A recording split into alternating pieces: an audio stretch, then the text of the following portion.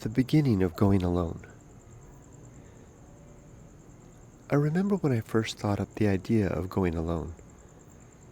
My family and I were living then in Japan, and I was making YouTube videos for the Walking in Japan and Abandoned Japan series. I was active at that time on social media, and among the questions I answered from viewers were periodic requests from people who planned to visit Japan, and who asked if they could join me on an adventure in the mountains.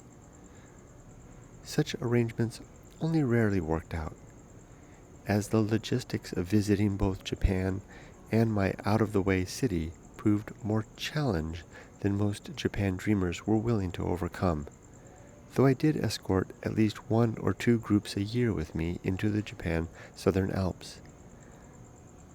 The guided trips were fun, as it was nice to meet new people and to talk freely with native English speakers, and to see my favorite remote Japanese villages through the curious eyes of other foreigners who shared my appreciation for such rare and special places. But the trips were not the same for me. Such trips were nothing like my adventures alone into the rugged mountains of central Japan, and I knew what was missing. It was the fact that I was not going alone. I did not understand why at the time, but I knew that solitude in the wild was the special ingredient which was the real draw and reason that I went to such places. Going alone was the very purpose of my going at all. Going alone is not about living alone. It is about going forth and then returning from places where there are none. And so, one day, while still living and adventuring in Japan, I dreamed up the title of a new video series, something to replace Walking in Japan. The new series would be called Going Alone, and would be essentially identical to Walking in Japan. The sole purpose of the name change was to create a handy label to dissuade others from asking to join me in the mountains. For who would venture to invite themselves along on an adventure called Going Alone? It was just a passing idea, something I thought up while strolling alone through a small village, smiling a little at the silliness of the idea before letting the notion go. I never even wrote the going alone idea down, as the thought seemed nonsense and antisocial even, and was in no way related to what I was then doing and sharing from the mountains of Japan. In fact, I remember feeling a little embarrassed that I had even dreamed up the idea of going alone. After all, how selfish was it of me to consider a video series titled for the sole purpose of warding away potential companions. However, there was indeed something to the idea of going alone, which I sensed was important. Not the title, but the fact of going alone.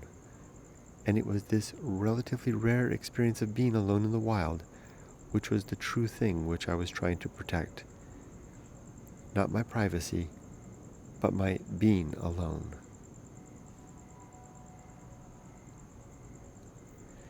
And then in 2014, I came home to America. I came back initially alone, to start a new job and to get settled before bringing my family across the sea to join me. At first, I did not adventure at all from my new home in Southern California, life itself then being more than enough newness, challenge, and change. But soon, I began to go back out again into the wild, looking for new places to adventure and explore. And I found my way back into the Mojave Desert, where I had once wandered as a younger man. I returned then to the wild, and I returned alone. But this time I did things differently. I chose not to seek places in particular, no famous national parks like Death Valley or Joshua Tree, no monuments like the East Mojave, and not even the ghost towns or natural sites which are everywhere out there in this desert lands. No, instead, this time I only sought to go to places where nobody else might be, or where no one else has been for a very long time, or perhaps ever. I was after then the deep, penetrating solitude and the experience of places unseen for ages by others, to be very far off the named and charted parts of the map, into the empty spots in between, or better yet, to the lands once labeled on very old maps as the home of dragons, places forgotten or lost, offering little of anything other than the experience of going alone. Though I was not yet thinking of going alone, I was only thinking to go. And I kept this up for a year, going out into the desert alone twice a month to hike, exploring widely for a while before settling at last upon a vast area of seemingly unremarkable landscape on either side of Route 66 between Ludlow and Amboy. 50-odd miles of beautiful, yet rather ordinary places one might just normally drive by without thinking to stop. But I did think to stop, and I found places to stop, places where I could leave my car or, later, my motorcycle, to go walking from the road into the dull and blank horizon, to walk then over the line of distant sight, to see what was beyond reach of where we can no longer see, to places in the desert where we cannot see back, and where the empty does then begin to swallow, where we are swallowed then slowly by the empty, gradually, bit by bit, a little more each time we go out, alone, into such a place. And that is how I began to go back to the desert alone, not seeking to be alone, not yet at least, but rather to experience being alone.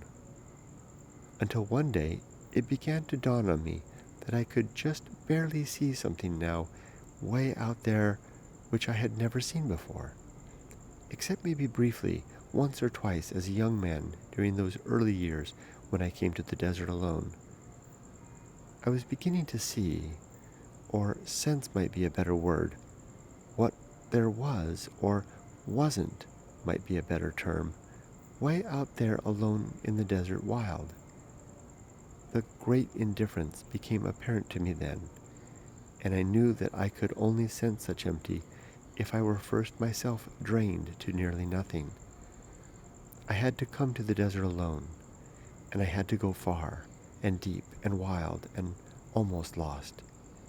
Better still, I had to go at night, without a light, or any flame, or any good sense of knowing the way to go, and I had to go by myself. I was beginning then to truly go alone. Eventually my family rejoined me to carry on our lives together in the United States. Though I continued my long-established habit of going by myself into wild places for a day or two every other week. But now I did things differently. I was going alone not just for adventure, but for the experience of going alone. I was working then to build upon the vision of the great indifference which both unsettled and caused me to restructure my life. I was going alone for the purpose of coming back, to return a better man, a man more alive and aware for the fact of having gone to the edge where awareness and life are nearly lost.